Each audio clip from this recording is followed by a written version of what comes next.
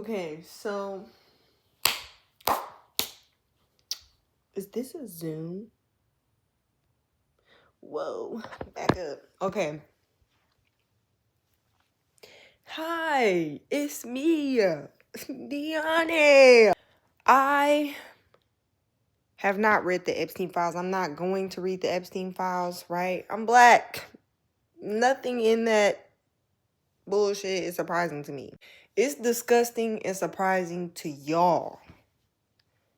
But I grew up knowing that white people are capable of such things. And you got to be careful. It's not safe out here for you, little black girl. I had a fascination growing up with like all of the literature surrounding the Holocaust. And I remember from like the 6th grade to the 7th grade, I would go to the library all the time. And on top of, Lemony Snicket and J.K. Rowling and whatever else it was I would be reading at the time in my fiction, I would always go to the history section of my library. And I would just read up on all these different witness accounts and all of these military operations and the way that all these countries responded to that grotesque, violent social conflict, genocide, that happened during that time period.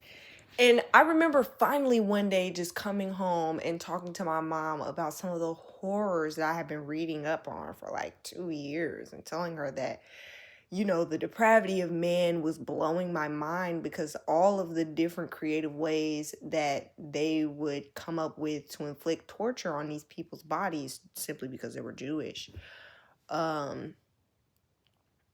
really baffled me. I was so shocked that I could not stop reading about it, right? And then my mom listed like 3 other black genocides and then told me that slavery, the accounts that you read of slavery, the historical accounts, are actually way worse, right?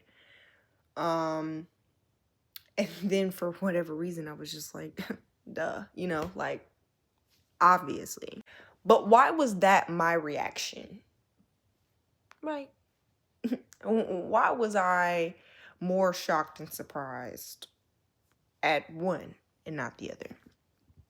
The answer is social conditioning. And then it was kind of like a weak conditioning too, so it's not like it can't be undone, right? Because I am so baffled at so many different things.